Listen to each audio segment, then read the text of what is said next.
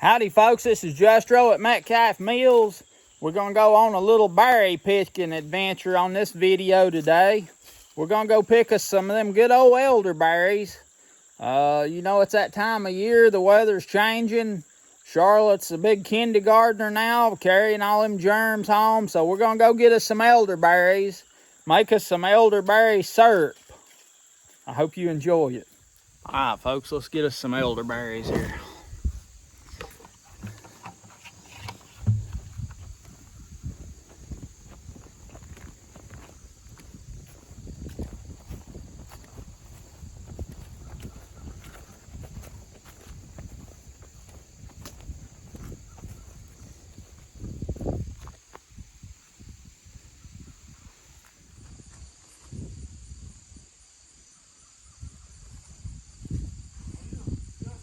Yeah. Sometimes. I grow, there's a lot to it for sure. Yeah. Gotta have eggs.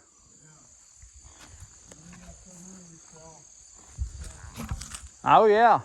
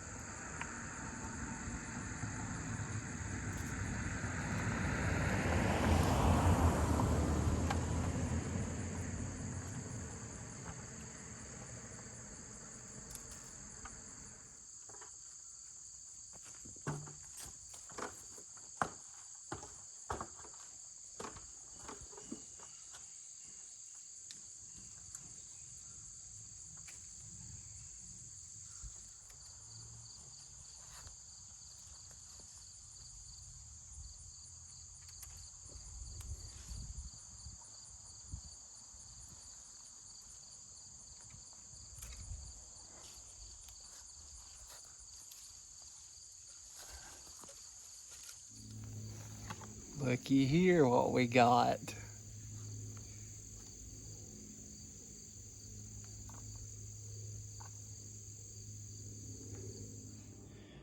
All right, we got our elderberries here. I'm just gonna start picking them off, dropping them in this cup. Real easy like. And what I'm going after here is 2 cups. I'm gonna get me 2 cups of elderberries.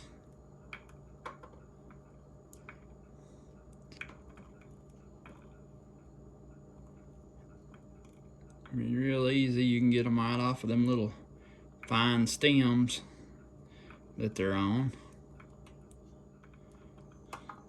Got me a bigger pan under my measuring cup here to catch the ones that falls off. You can just pretty much roll them in your hand, and shouldn't take too many of these big bunches to make 2 cups. It's filling the cup up pretty fast.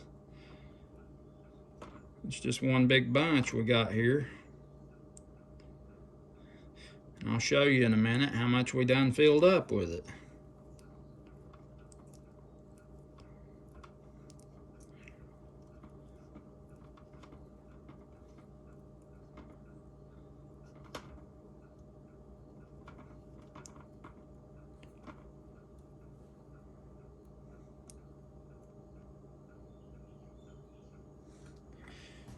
There's an empty stem. You can see how many we got there. About, looks like, so what is that? 2 ounces, looks like. 2 ounces off that one big cluster. So, according to that, eight clusters would make 2 cups.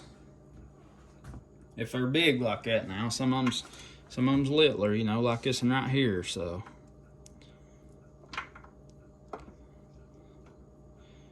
They're easy to get off of there. They roll right off in your hand. Be careful not to mash them. Of course, it ain't gonna hurt if you do. I just don't want to make a big juicy mess. Just want to get them off as stems as easy as I can. Go back and look through after I get them pulled off. If I see any, pour them out in this pan or something. If I see any stems, will pick them out, because I don't know if that would hurt them or not. But don't want to take no chances on our medicine here.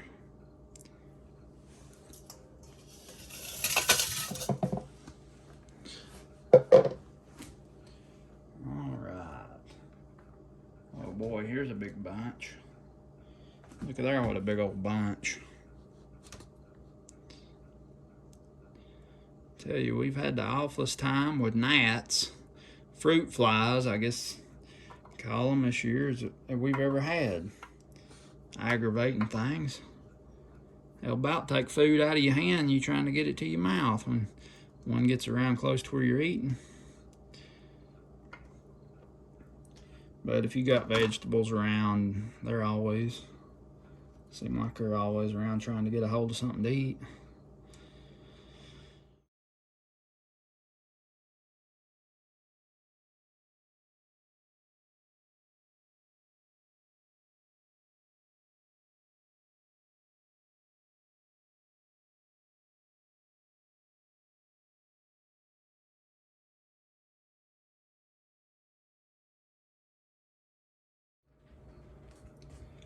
Now, we got us 2 cups of elderberries here. And what I'm going to do now is just pour them out in this pan. And I'm going to pick out any bugs or bad spots that I see, because they are in with them. You can't help it.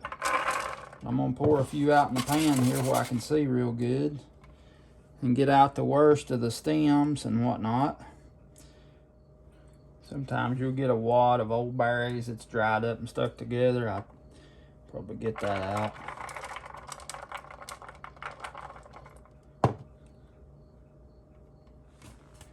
After I look through them real good, make sure there ain't no bugs or old moldy berries or nothing like that. Big stems. Get out every little piece of anything that don't look like a pretty berry. So I'm gonna take them and dump them in the pot.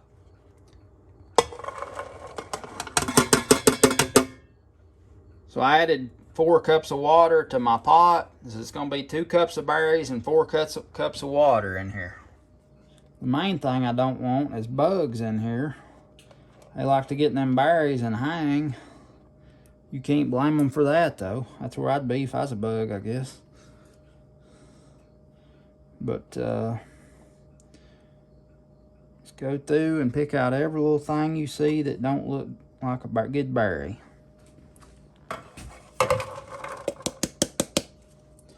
That's the last of the berries. That's looking real good and clean.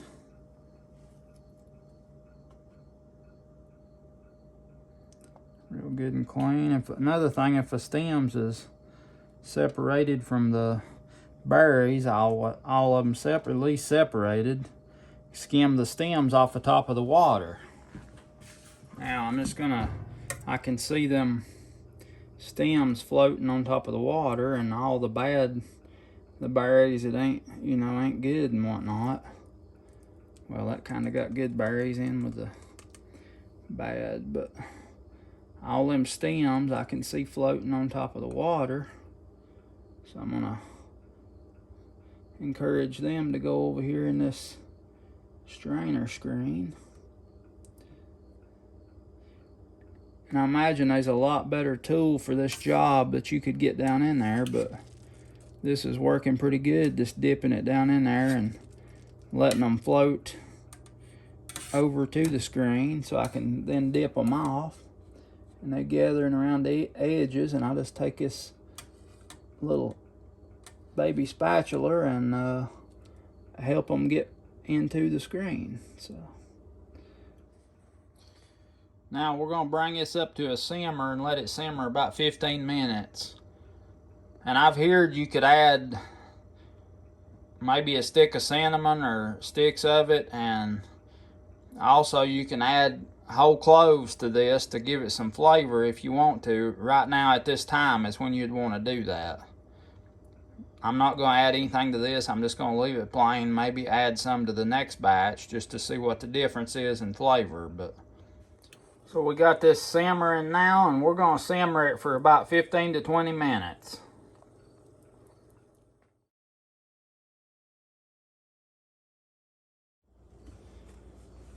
Now we're done simmering, so we're going to cut her off. Take it over here. I've just got a stainless steel bowl and my strainer right here. And I'm just gonna, see here.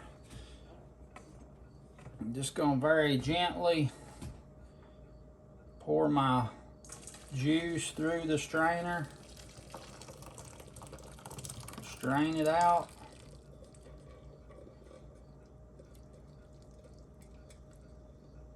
Be real careful and don't dump anything.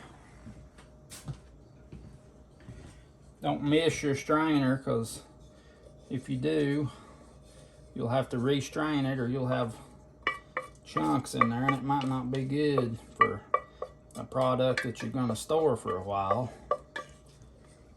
I'm going to rinse it out with hot water, because with the pot being hot, I don't want to cool it down right now, and rinse it out with hot water, and the pot will dry a lot faster that way. When I go to mix my honey into my elderberry juice. So I'm just going to mash these with my spoon. Try to get all of that good stuff out.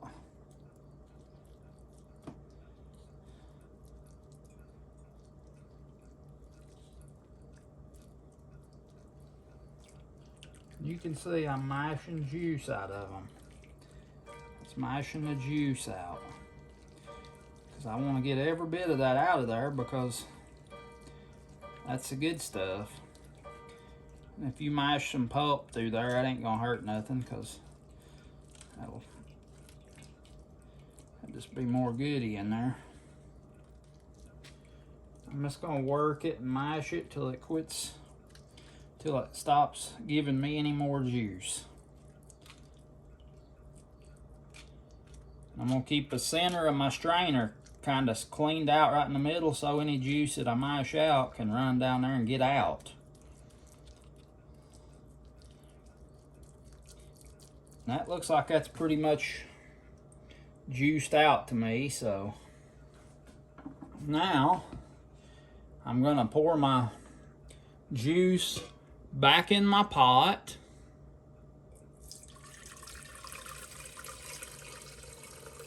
Pour it slow, and I'll be able to see if there's any heavy bits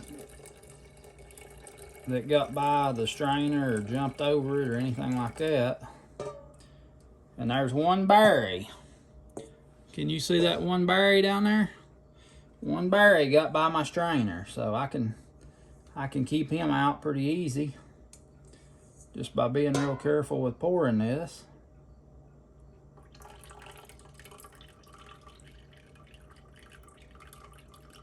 Just like that. Every drop of that good stuff. Now we're gonna add our honey to this pot.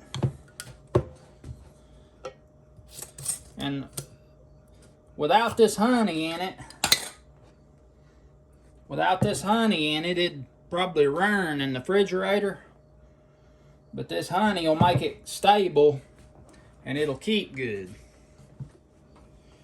Now what I'm going to put in here is going to be about 2 cups of honey. So I know that's half of my jar here. And I'm going to put it in there while this is still hot. And that way it'll melt good. You probably know that, didn't you?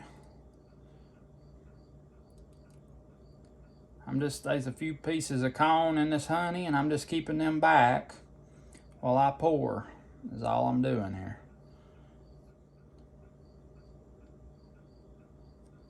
If you get honey on your finger, do you know what you do?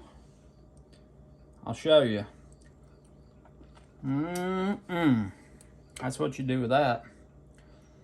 It's not hardly half the jar, so I'm gonna keep pouring. And if you ain't a wild cook like I am, you can measure your 2 cups of honey out. You might still get to clean your finger up if you do it that way.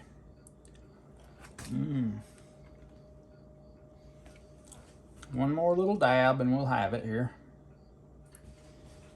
While that juice is still pretty warm, we don't want it real hot when we do this, because on raw honey, it's got a lot of good stuff in it. And if it's too hot when you pour it in there, it'll ruin the effects of your raw honey. So you want to try to just have it warm enough to melt the honey. And when you're straining it and pouring it back and forth, it cools it down quite a bit. We'll stir it around good to cool it, but we want to keep that to where it's just barely warm enough to melt our honey, and that'll give us the best medicine. Now I'm gonna pour my elderberry syrup in this jar here, and we're gonna put it in the refrigerator. Now one thing that honey will do, like I was saying, got a lot of honey in there, and this stuff will keep for a long time. It's kind of a preservative. It'll keep it from molding and running on you. And this ain't real thick syrup, but if you want thick, you can just keep cooking it down when you're cooking it the first round. Or when you're cooking it, when you first put your berries in there, that's the first and only round. You just keep cooking it, and you'll end up with a thicker syrup when it cooks down. So we're gonna put it in this jar here, good clean jar.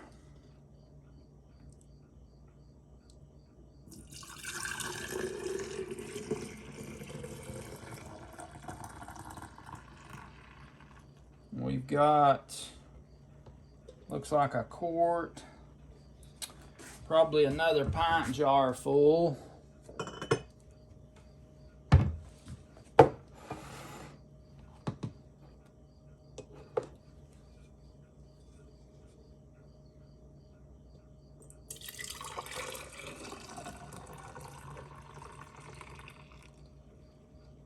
And a little dose right there.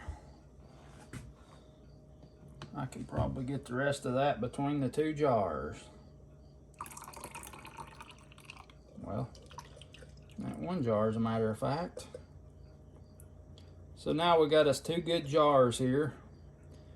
And if we wanted to can this stuff, we'd just water bath it for, I don't know, around 15-20 minutes probably here where I'm at. Maybe 15 would be a plenty. There it is now. We took them old elderberries from the bush to the jar. Now we got us 2 nice jars of elderberry syrup here. And Charlotte will take a teaspoon of that a day, and me and Virginia will take a tablespoon a day. And we'll take more of it if we're feeling something coming on. All right. Got my old used can lids I'm putting on these jars. And I put me a piece of tape on there and a name of what it is and the date so yous wouldn't forget. It's ready for the refrigerator now. Folks, I hope you enjoyed gathering elderberries and making this syrup with us. We've already been using it, and man, it works good. It'll help you with whatever's going on. Elderberries, my understanding, they're an immune modulator, immune balancer. They balance your immune system, and unlike some of these other things, you can take this elderberry every day if you want to, and 2 or 3 times a day if you want to, and it ain't gonna hurt you, and it's real good for you. So I'm thankful for this, and I want to give a holler out to Mr. Larry. Thank you, Mr. Larry, for sharing these elderberries with us. We really appreciate you. And also, the winter weight video you seen on Fun Fact Friday yesterday, that's the same place there. And thank you, Mr. Larry, for that. And we got another very interesting video I'm going to be sharing probably next Friday for Fun Fact Friday at that same place. And y'all are going to enjoy it. I want to dedicate this video to my friend, the Homestead Pastor. He comments on most of my videos. He's got a YouTube channel. If you don't know him, you need to check him out. Him and Miss Robbie Lynn, they're just precious. And I want to dedicate this video to them. And like I said, if you don't know them, go check out their channel and subscribe. They're just very precious people, and they're a blessing to me and us. Like this video if you will. Subscribe to my channel if you ain't already. Tell your friends about me. Hit that notifications bell so you ain't missing none of these videos and you're getting them while they're fresh. And go to my channel and look under videos if you think you've missed some, because sometimes people's telling me, well, we didn't even know these videos come out. It didn't notify us. So I don't know how all that works, but I know how we can work it. This is Justro at Metcalf Mills. Happy Saturday, everybody. I look forward to seeing yous tomorrow morning. Might be an old barn we can look at.